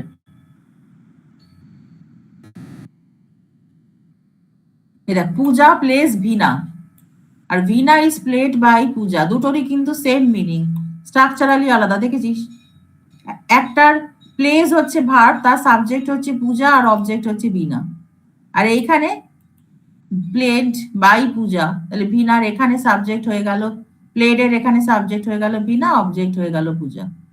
এটাই হচ্ছে ব্যাপার। এই যে পূজা প্লেস ভিনা, সাবজেক্ট এটা হচ্ছে আমার ভার্ব আর এটা হচ্ছে অবজেক্ট। বুঝতে পারছিস? এই যে পূজা প্লেস ভিনা। এবার এই ভার্ব ফ্রেজ, ভিপি মানে ভার্ব ফ্রেজ, এনপি মানে নাউন ফ্রেজ। নাউন ফ্রেজটাকে পুরো একটা মানে একটা দিকে আনলাম। এর লেফট সাব ট্রিটা হচ্ছে নাউন ফ্রেজ আর রাইট সাব ট্রিটা হচ্ছে ভার্ব ফ্রেজ। ঠিক আছে, এই হচ্ছে ব্যাপার। দেখেছিস, এগুলো একটু দেখলেই বুঝতে পারবি। এই যে তোদের অটোমাটার দেখ সেরকম ভাবে সে গ্রামার গুলো লেখা, এরকম সে গ্রামারের রুল গুলো থাকতো না অটোমাটায়, এস অ্যারো, এস প্লাস এ অ্যারো, এ প্লাস বি, এরকম থাকতো। এরকম গ্রামার। এই যে এগুলো হচ্ছে auxiliary verb, will, can, is, এই যে নাউন, পুলিশ, টিচার, এগুলো হচ্ছে সব নাউন। ভার্ব ক্যাচ, ইট, রাইট, হ্যাঁ এগুলো হচ্ছে সব ডিটারমিনার। এই যে এ এন্ড দি ডিটারমিনার। হ্যাঁ, তারপর হচ্ছে verb, auxiliary verb plus actual verb. এই ভিটা হচ্ছে পুরোপুরি ভার্ব ফ্রেজ। দেখেছিস, একদম যেরকম অটোমাটায় পড়েছিলি ওই রকমই হিউম্যান ল্যাঙ্গুয়েজে রিপ্রেজেন্ট। অটোমাটায় নিশ্চয়ই ভার্ব, নাউন, ডিটারমাইনার এসব ছিল না। ওখানে একটা ওয়ার্ড তৈরি করার রুল বানাতে হতো যে কি করে একটা ওয়ার্ডকে আমরা কন্টেক্সট ফ্রি ল্যাঙ্গুয়েজে, মানে কন্টেক্সট ফ্রি গ্রামার, সিএফজি বা রেগুলার গ্রামার দিয়ে তৈরি করতে পারি। ওই কন্টেক্সট ফ্রি গ্রামারে ওই ইয়েগুলো আসতো, অ্যাম্বিগুয়াস সিচুয়েশন গুলো, পুশ ডাউন অটোমাটা পড়েছিলি না? অটোমাটা জিনিসটা কিন্তু আমার এনএলপি তে অত ঘেঁষা নয়, এনএলপিটা কিন্তু অটোমাটা ঘেঁষা নয়।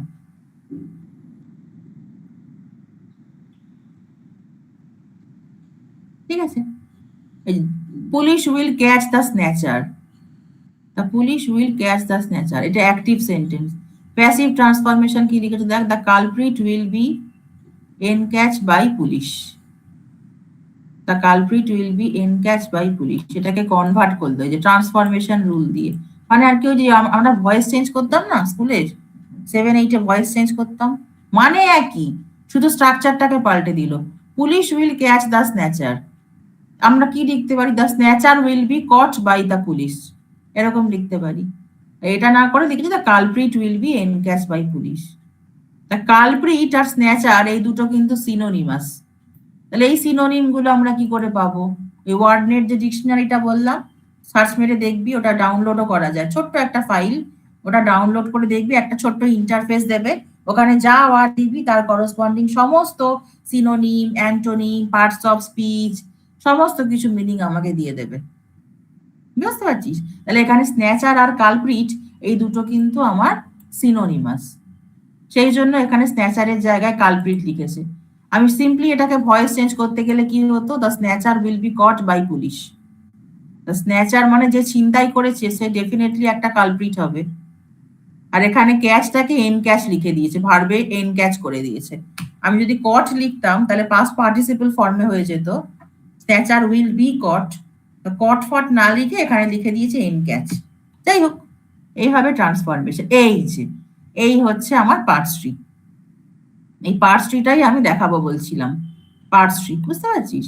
দা police will catch the snatcher, এই পুলিশটা হচ্ছে নাউন ফ্রেজ,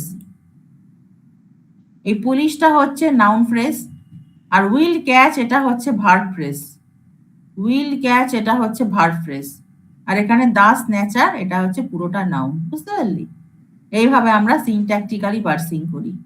সিনট্যাকটিক পার্সিং এ আমরা কি ডিটারমাইন করি, যে একটা পার্টিকুলার সেন্টেন্স তার গ্রামাটিক্যাল স্ট্রাকচারটা ঠিকঠাক আছে কিনা। ভার্ব আছে কিনা, ভার্বের করসপন্ডিং, নাউন আছে কিনা তার করসপন্ডিং, আবার নাউন মানে অবজেক্ট আছে কিনা। The police will catch the snatcher, syntactically একদম ঠিক। এই যে আমার syntactic parse tree, syntax parse tree. The catcher will be এনক্যাচ by the police, এরকম যদি করা হয় তাহলে উইল বি এনক্যাচটা আমার পুরোটা ভার্ব ফ্রেজে চলে এলো, আর এখানে বাই দ্য পুলিশটা চলে এলো নাউন ফ্রেজে। দেখতে পাচ্ছিস কি সুন্দর, খুব ইম্পর্টেন্ট জিনিসগুলো। আমি হয়তো পরীক্ষায় এরকম একটা পার্টস ট্রি আঁকতেও দিতে পারি, তোদের যেভাবে মনে হচ্ছে একটা পার্টস ট্রি এঁকে ফেলে এরকম। ঠিক আছে, তখন তোকে ফার্স্ট আইডেন্টিফাই করতে হবে নাউন ফ্রেজ কোনটা, ভার্ব ফ্রেজ কোনটা। ভার্ব ফ্রেজটাকে দেখ আবার দুভাগে ভেঙেছে। উইল ক্যাচ এটা হচ্ছে পিওর ভার্ব ফ্রেজটা, স্ন্যাচার এটা হচ্ছে নাউন ফ্রেজটা। বুঝতে পারছিস? আর এখানেও তাই, দা স্ন্যাচার এটা হচ্ছে noun, will be an catch এটা হচ্ছে verb, will be an catch এটা হচ্ছে ভার্ব। আচ্ছা, by the police, by the police এটা হচ্ছে পুরোপুরি নাউন। ওকে, এবার হচ্ছে কতগুলো বেসিক টুলস অ্যালগোরিদমস আছে। এই যে বেসিক টেক্সট প্রসেসিং, হ্যাঁ, tokenisation, stemming, spelling correction, ngram, smoothing, খুব ইম্পর্টেন্ট। প্রত্যেকটা টপিক আমি ধরে ধরে বলবো। সিনট্যাক্স একটু সময় দে, আমি ধরে ধরে বলবো। এভরি উইক ক্লাস নেব কিন্তু, হ্যাঁ, একদম মাইনুটলি সিরিয়াসলি ক্লাস কর, দেখবি একটা বেসিক আইডিয়া হয়ে যাবে এনএলপি তে। মানে বিশাল কিছু যে একেবারে গুতিয়ে খাইয়ে দেবো 3 মাসে, আমি তা বলছি না, কিন্তু বেসিক একটা ওভারভিউ আইডিয়া হয়ে যাবে। তোদের পরীক্ষা প্রিপারেশন নিতেও কষ্ট হবে না, পরবর্তীকালে যদি এনএলপি অন্য কোনো কাজে লাগে কোনো কষ্ট হবে না, দেখবি একটা ভালো আইডিয়া হয়ে যাবে। আমি সুন্দর করে পড়িয়ে দেবো, একটু বিশ্বাস রাখ, শুধু ক্লাসটা মিস করিস না। প্রত্যেক উইকে অন্তত একদিন করে কিন্তু হয় বসতেই হবে, হয় স্যাটারডে বা সানডে, কোনো উইক যেন মিস না যায়। আমি শুধু এটাই বলছি, আর মিস গেলে কিন্তু সেটাকে মেক আপ করা খুব সমস্যা হয়ে যায়। এমনিতেই সময় কম, আর তার উপর তোদের আবার ভর্তি আর। ঠিক আছে, প্রত্যেকটা জিনিস আমি বলবো, এগুলো একদিনে হওয়ার জিনিস নয়। মরফোলজি দেখ, মরফোলজি পড়াবো বলে একটা সুন্দর মেটেরিয়াল আমি ডাউনলোড করে রেখেছি, দেখ এই দেখ, এই দেখ মরফোলজি, দেখেছিস? মরফ, এই দেখ টোকেন, হ্যাঁ, সব পড়াবো এগুলো। এই যে লেক্সিম, ভীষণ ইম্পর্টেন্ট। মরফিম কিন্তু একদিনে তো হয় না, আজকে সবে শুরু করলাম, নেক্সট দিন আস্তে আস্তে সব যাব, আস্তে আস্তে আমি সব পড়িয়ে দেবো। At the end of the course দেখবি ভালোই একটা আইডিয়া হয়ে গেছে। এই যে এনএলপি ইজ হার্ড, কেন যে এসব কথাগুলো ডিসকারেজ করার জন্য লেখে আমি জানি না। এগুলো স্টুডেন্টদের প্রথমেই বলা উচিত না যে এনএলপি ইজ হার্ড। বলতে পারতো NLP is interesting, NLP is challenging, but NLP is hard. এই সমস্ত পেসিমিস্টিক কথাগুলো আমি একদম পছন্দ করি না। স্লাইডটা তো আর আমি বানাইনি, আমি বানালে কিন্তু কখনোই লিখতাম না যে এনএলপি ইজ হার্ড, আমি বলতাম NLP is a very challenging task, মানে করতে পারলে তোমার বিশাল সুনাম হবে। হার্ড কেন বলবো স্টুডেন্টদের? হার্ড বললে তো প্রথমেই ছেলেপুলেরা ভয় পেয়ে যাবে, আরে কি একটা টাফ জিনিস নিলাম, কেন নিলাম, ইলেকটিভে অন্যটা নিলেই হতো, মানে কথার কথা বলছি আর কি। তা নয়, হার্ড জিনিসটা আমার খুব খারাপ লাগে। দেখ কেন হার্ড বলেছে, একটা সেন্টেন্সের দেখ কি রকম কনফিউজিং ওয়ার্ড দিয়েছে, দেখ rose rose, to put rose, rose on her rose of roses. দেখেছিস এখানে এই রোজটা হচ্ছে নাউন, এই রোজটা হচ্ছে ভার্ব। টু পুট এটা তো ভার্ব দেখতে পাচ্ছিস, রোজ এটা হচ্ছে নাউন মানে গোলাপ ফুল। এই রোজটা হচ্ছে প্রপার নাউন, কোন একটা মেন নাম। এই রোজটা হচ্ছে রাইজের পাস্ট টেন্স রোজ, এই রোজটা হচ্ছে গোলাপ ফুল। আবার দেখ রোজ অফ রোজেস, এই জন্য বলছে এগুলো খুব অ্যাম্বিগুয়াস। হার্ড কেন বলবো, ইন্টারেস্টিং, মজার জিনিস এগুলো, এগুলো নিয়ে মাথা ঘামালেও দেখবি ভালো লাগবে। হ্যাঁ, the rose rose to put rose rose on a rose of roses, হে খুব সুন্দর। দেখ এই দেখ এক্ষুনি এই এক্সাম্পলটা বললাম, the man saw the boy with a telescope বা বাইনোকুলার, যাই হোক, এটার দুরকম মানে হতে পারে। আমি এমন একটা লোককে দেখলাম টেলিস্কোপ দিয়ে, মানে আমার কাছে টেলিস্কোপটা আছে, আমি টেলিস্কোপ দিয়ে একটা লোককে দেখলাম, সেটাও হতে পারে। অথবা আমি এমন একটা লোককে দেখলাম যার হাতে টেলিস্কোপ আছে। এটা আমরা প্রথমেই এই সেন্টেন্স গুলোকে ফেস করেছিলাম, প্রথমেই, যে এনএলপিটা এত অ্যাম্বিগুয়াস কেন, এর মানেটাই পুরো ঘুরে যাচ্ছে। I saw the man with a telescope, এর দুটো মানে হতে পারে। পার্সারের কোনো দোষ নেই, পার্সার নিজে যা করার করবে, ও ভার্ব আইডেন্টিফাই করবে, ও তার সাবজেক্ট আইডেন্টিফাই করবে, ও তার অবজেক্ট আইডেন্টিফাই করবে, সব করবে।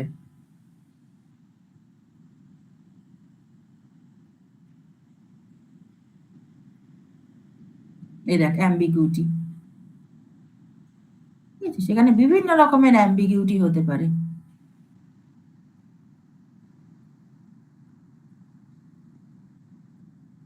এই যে ambiguity is পারভেসিভ, ambiguity is pervasive. I cook duck for her, I cook duck belonging to her, কত রকমের মানে। I created the artificial duck she owns। এগুলো দেখবি মজার জিনিস, হ্যাঁ এক্সাম্পল দেখবি, বসে বসে ভালো লাগবে এগুলো। এই যে ডাক can be a noun or a verb, her can be a possessive of her or dative for her pronoun. তাহলে আমি এই পিডিএফটা আজকে আপলোড করে দিচ্ছি, তোরা একটু বাড়িতে দেখিস। এই যে I saw the man with the telescope, দু রকম পার্টস হতে পারে। I saw the man on the hill with the telescope, দেখ 5 রকম পার্টস হতে পারে। কেন বলতো? I saw the man on the hill with the telescope মানে কত রকমের মানে হয় দেখ। আমি টেলিস্কোপ দিয়ে একটা লোককে দেখলাম যে কিনা ওই পাহাড়ের ওপর ছিল, এমনও হতে পারে। অথবা আমি একটা ম্যানকে দেখলাম, মানে একটা লোককে দেখলাম যে কিনা পাহাড়ের ওপর দাঁড়িয়ে ছিল টেলিস্কোপ নিয়ে, এমনও হতে পারে। অথবা আমি নিজেই হিলের ওপর ছিলাম, পাহাড়ের ওপর ছিলাম, পাহাড়ের ওপর দাঁড়িয়ে আমি লোকটাকে দেখলাম টেলিস্কোপ দিয়ে, এমনও হতে পারে। বা আমি নিজে পাহাড়ের ওপর ছিলাম, পাহাড়ের ওপর দাঁড়িয়ে এমন একটা লোককে দেখলাম যার হাতে টেলিস্কোপ ছিল। দেখ কিরকম কম্বিনেশন করে মিনিং গুলো পাল্টে যাচ্ছে, দেখ শুধু, বুঝলি? I saw the man on the hill with the telescope 5 রকমের পার্টস হতে পারে। নিজেরা ভাবনা চিন্তা করে দেখবি কেন 5 রকমের পার্টস হচ্ছে। একটা সেন্টেন্সকে আমরা কত ভাবে ইন্টারপ্রিট করতে পারি। আমি, এমন হতে পারে আমি আর ওই লোকটা দুজনেই হিলের ওপর আছি, আমি ওকে দেখলাম টেলিস্কোপের সাহায্য নিয়ে। আবার এমনও হতে পারে আমি আর ওই লোকটা দুজনেই হিলের ওপর আছি, আমি ওই লোকটাকে দেখলাম ওর হাতে টেলিস্কোপ ছিল, আমার হাতে টেলিস্কোপ নয়। এটা এইরকম দুটো মিনিং বেরিয়ে গেল। এইভাবে তোরা কম্বিনেশন করে করে দেখবি 5 রকম পার্টস কি করে আসছে। এইবার দেখ আবার কি লিখেছে, I saw the man on the hill in Texas with the telescope, 14 রকমের পার্টস হতে পারে। On the hill in Texas মানে হতে পারে পাহাড়টা টেক্সাসে, সেই টেক্সাসের পাহাড়ের ওপর একটা লোক দাঁড়িয়ে আছে, আমি তাকে টেলিস্কোপ দিয়ে দেখলাম, এমনও হতে পারে। অথবা অন্যভাবেও নিতে পারি ব্যাপারটাকে, on the hill in Texas, আমি আর ওই লোকটা দুজনেই টেক্সাসে হিলের ওপর দাঁড়িয়ে আছি। এইভাবে নিজেরা ভাববি, বুঝলি? আমি দুটো বলে দিলাম, এরকম ভাববি যে কেন বলছে এখানে 2 পার্সেস। এখানে 2 পার্সেস কেন? আমি হয় টেলিস্কোপের সাহায্য নিয়ে লোকটাকে দেখলাম, আর নয়তো আমি লোকটাকে দেখলাম যার হাতে টেলিস্কোপ ছিল, এমনও হতে পারে। আর এখানে হচ্ছে 5 পার্সেস, 5 রকম ভাবে মিনিং ইন্টারপ্রিট করে ফেললাম। এটা তোরা করবি, হ্যাঁ 14 রকম পার্টস, খুব মজা লাগবে দেখবি করতে, খুব ইন্টারেস্টিং সাবজেক্ট। আমি যার জন্যই পড়াতে রাজি হয়েছি, এটা কোনো বোরিং কিছু হলে আমি রাজি হতাম না পড়াতে। হ্যাঁ এই দেখ, I saw the man on the hill in Texas with the telescope at noon, দেখ 42 রকমের পার্টস, মানে কত রকম ভাবে একটা মানেকে ইন্টারপ্রিট করা যায়। অ্যাম্বিগুইটি ইজ এক্সপ্লোসিভ, কোনটাকে আমি তখন ইন্টারপ্রিট করব? এখানে বলছে ambiguity is pervasive, ambiguity is explosive. এইটাই হচ্ছে এনএলপির চ্যালেঞ্জ, বুঝলি? এই দেখ, I saw the man on the hill in Texas with the telescope at noon on Monday, বোঝ অবস্থা।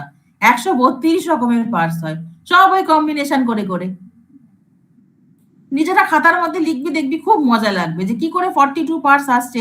আমরা নিজেরা একটু দেখি তো খাতায় লিখে লিখে, সব পারমিউটেশন কম্বিনেশন করবে। কিন্তু আমি আর ওই লোকটা দুজনেই টেক্সাসের হিলে আছি, আমি টেলিস্কোপের সাহায্য নিয়ে ওকে দেখলাম। বা এমনও হতে পারে ওই লোকটা টেক্সাসের হিলে আছে, ওর ওর হাতে টেলিস্কোপ আছে, আমি ওকে দেখলাম। ভীষণ ইম্পর্টেন্ট জিনিসগুলো, বাট খুব interesting, not at all hard but challenging, interesting.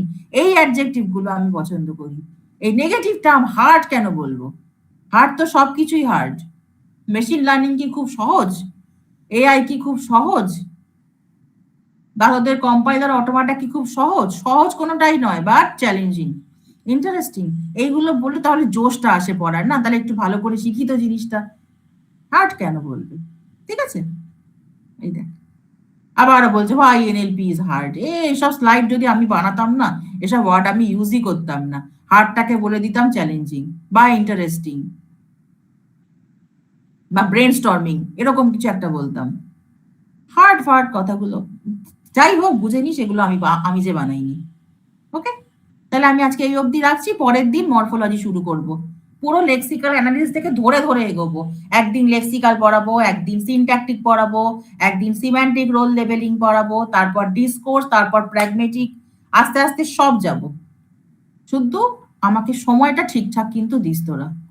কোনো উইকে ক্লাস মিস করবি না, কোনো উইকে না। শনিবার রবিবার যে কোনো একদিন বসলেই হবে, এনাফ। ঠিক আছে, আমি তাহলে এইটা দিয়ে দিচ্ছি। আচ্ছা, তোরা একটু অ্যাটেন্ডেন্সটা আমাকে চ্যাট বক্সে দিয়ে দে তো, রোল নাম্বার গুলো লিখে।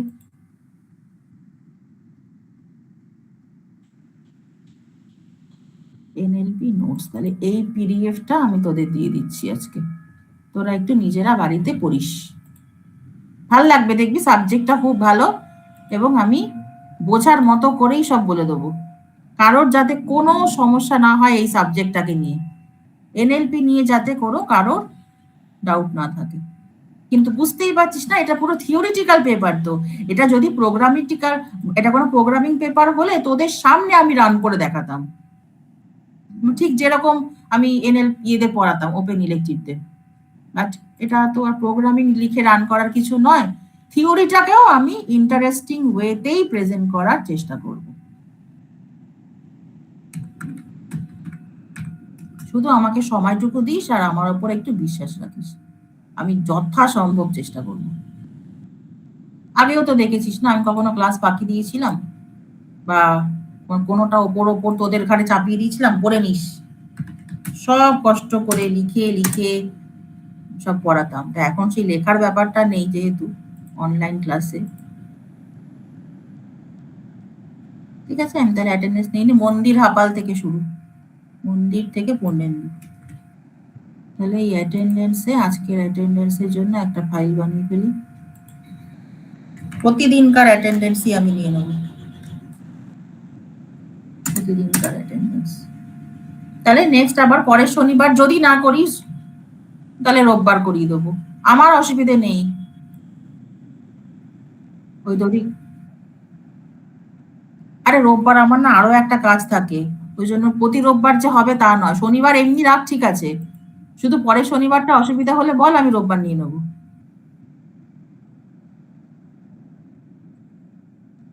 রাত্রিবেলা আমার অত এনার্জি থাকে না, আমার নিজের কাজ থাকে এই ঠান্ডার মধ্যে। দূর, নিজের রিসার্চ, সবার সঙ্গে কথা বলে একটা গ্রুপ বানিয়ে ফেলতে পারিস দরকার হলে হোয়াটসঅ্যাপে, 9জনকে নিয়ে আমাকে ঢুকিয়ে একটা গ্রুপ বানিয়ে ফেল, বা একজন জানালেও হবে, যা খুশি, যা খুশি। ওকে, ঠিক আছে, রাখলাম তাহলে। একটু ভালো করে পড়িস কিন্তু, সময়টা একটু দিস বাড়িতে সাবজেক্টটার ওপর। এই সুদীপ নেই আজকে, সুদীপ?